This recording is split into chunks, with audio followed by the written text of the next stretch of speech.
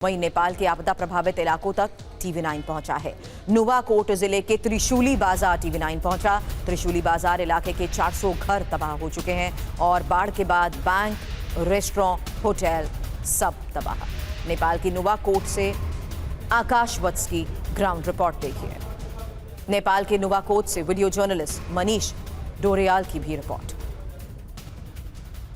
राहत और बचाव कार्य चल रहा है। किसी तरीके से इस रास्ते को सुचारू रूप दिया जा रहा है और आसपास में जो लोग ऊपर के हिस्से में रह रहे हैं उन्हें यह कह दिया गया है कि आप इस जगह को खाली कर दीजिए। उन्हें यहां से निकाल दिया गया है। ये बैंक है, इसके ठीक बगल में भी एक दफ्तर है, वो भी बैंक है। ये सब आज की तारीख में जब आप इसको देखते हैं तो पता चलता है कि इसकी स्थिति कैसी है। ये जो पॉइंट है इससे आगे किसी को जाने की इजाजत नहीं है। फिलहाल कहा गया है लोगों को कि आप इस इलाके को खाली कर दीजिए। लोगों को यहां से हटने के लिए कह दिया गया है।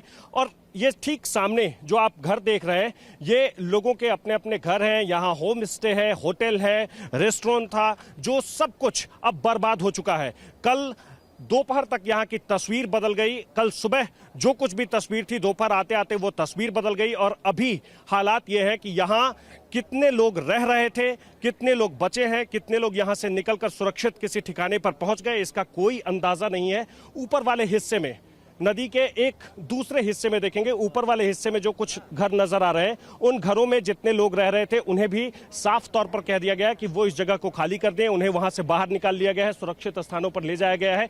और इस बैंक के ठीक पीछे वाला जो हिस्सा है, जो नदी आपको नजर आ रही होगी, उसी नदी में वो तबाही आई और उस तबाही के बाद कैसा यहाँ मंजर बना, कैसी तबाही हुई, किस तरीके से यहाँ बर्बादी हुई है, वो सब कुछ आप कैमरे पर देख सकते हैं। किसी भी तरीके से इस रास्ते को शुरू किया जाए, क्योंकि रसुआ जाने के लिए जो एकमात्र रास्ता है वो रास्ता फिलहाल बंद कर दिया गया है। लोगों के पास एकमात्र चारा है हेलीकॉप्टर का, वो चाहे निजी कंपनियों के हेलीकॉप्टर हो, वो चाहे सेना के हेलीकॉप्टर हो।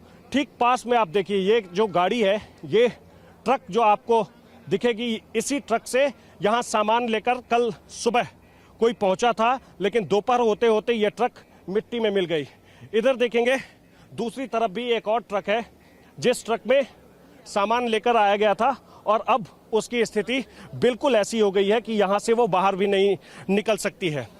ये वो हिस्सा है जिसे त्रिशूली ढूंगा बाजार के नाम से लोग जानते हैं। त्रिशूली ढूंगा बाजार वो स्थान है जब पर्यटक यहाँ आते हैं तो यहाँ रुकते हैं, यहाँ खाना खाते हैं। कई सारे रेस्टोरेंट थे जो अब बर्बाद हो गए हैं। लोगों को साफ तौर पर यह कहा गया है कि वो इसके आगे भी नहीं जा सकते हैं, उन्हें जाने पर में रोक लगा दी गई है। सुरक्षा के लिहाज से अब से कुछ देर पहले चेकिंग चल रही थी और उस चेकिंग में ऐसा बताया गया कि हो सकता है कि आगे कई ऐसी चीज़ें हों जो बाद में पता चले।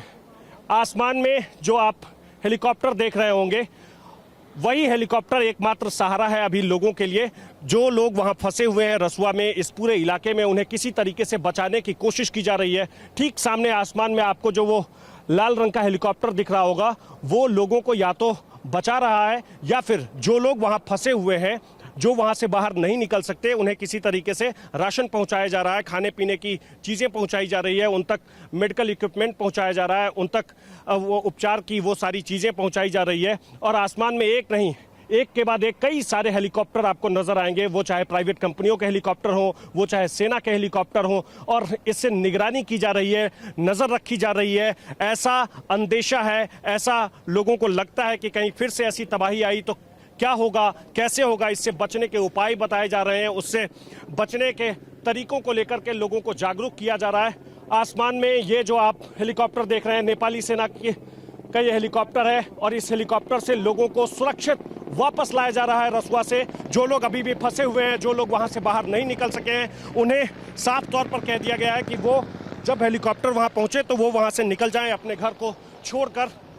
ये मैं जिस जगह से ये रिपोर्ट कर रहा हूँ इसके ठीक बगल में आपको एक होटल दिखेगा, एक छोटा सा रेस्टोरेंट दिखेगा। अब ये सब बर्बाद हो चुका है। सड़क का ये हिस्सा जहां आप देख रहे हैं, जहां अभी किसी तरीके से ऐसी कोशिश की जा रही है कि ये कुछ दूर तक सुचारू हो जाए, वो धीरे धीरे आगे की तरफ बढ़ रहे हैं। फिलहाल लोगों को यहाँ से आगे बढ़ने की इजाज़त नहीं दी जा रही है। उन्हें ये कहा जा रहा है कि वो इंतज़ार करें। यहाँ पीछे जो लोग आपको नज़र आएंगे मनीष एक बार पीछे की तरफ दिखाइए। यहाँ जो लोग आपको नजर आएंगे ये वो लोग हैं जो आसपास के रहने वाले लोग हैं। इनमें वो लोग हैं जिन्हें अपनों की तलाश है, जिन्हें उम्मीद है कि जो लोग कल से नहीं मिल रहे हैं इस तबाही के बाद से वो लोग मिल जाएंगे, जिन्हें उम्मीद है कि अब से कुछ देर के बाद उन्हें किसी तरह की कोई सूचना प्राप्त होगी और वो लोग लगातार यहाँ इंतजार कर रहे हैं। एक लंबा आपको काफिला दिखेगा गाड़ियों का, लोग रुके हुए हैं, किसी के पास मोटरसाइकिल है, किसी के पास कार है, कुछ लोग गाड़ी बुक करके यहाँ पहुंचे हैं। उन्हें इंतजार है, उन्हें तलाश है कि जो लोग रसुआ की तरफ गए हुए थे वो किसी तरीके से वापस लौट आएंगे।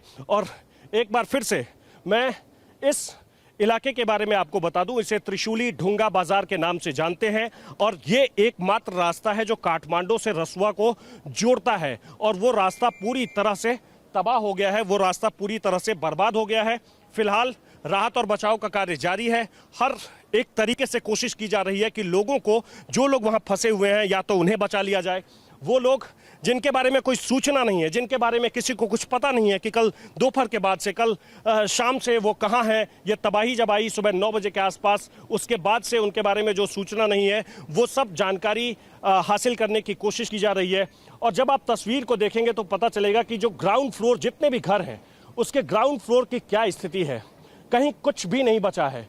ये सबसे पास में जो आपको बैंक दिखेगा, बैंक पूरा तहस नहस हो चुका है। बैंक का एक एक हिस्सा ऐसा लग रहा है कि बस एक इमारत खड़ी है, इस इमारत में अब कुछ भी नहीं बचा है। ना तो यहाँ जो लोग थे वो बचे हैं, ना तो इसमें जितने सामान रखे थे वो बचे हैं, बस एक ढांचा है और ऊपर बोर्ड लगा हुआ है कृषि विकास बैंक लिमिटेड।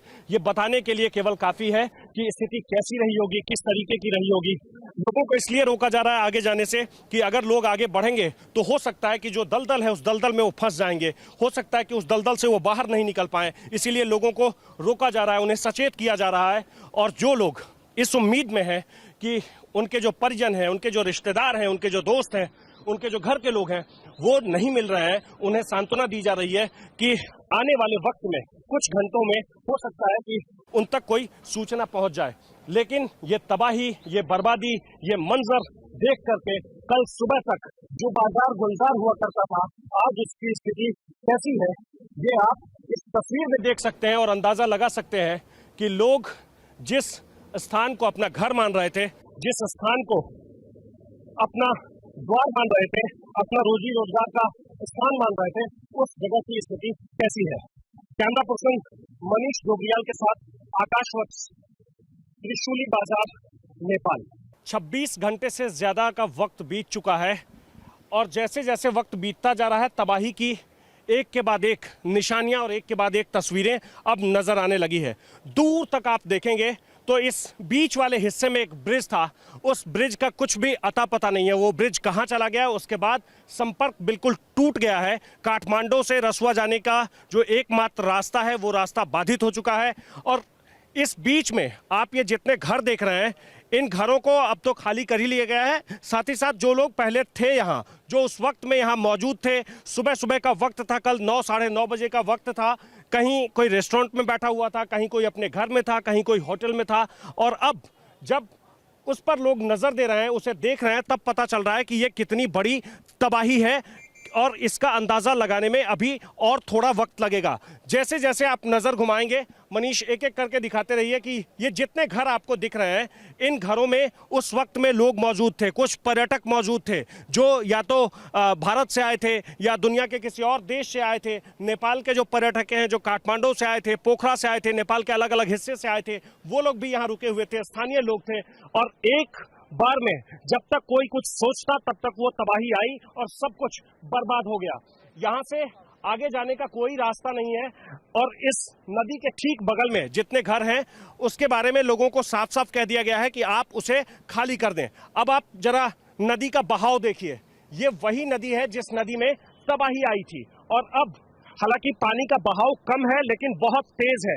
आसपास में आपको कई सारे सरकारी दफ्तर दिखेंगे, बैंक दिखेंगे, जेल था वो जेल भी टूट गया, उस जेल के बारे में भी नहीं पता लोगों के कि जो लोग यहाँ थे वो कहाँ गए, किसी को कुछ भी नहीं पता है। बस राहत और बचाव का कार्य लगातार जारी है। किसी भी तरीके से ये पता लगाने की कोशिश की जा रही है कि जो लोग यहाँ थे वो लोग कहाँ चले गए।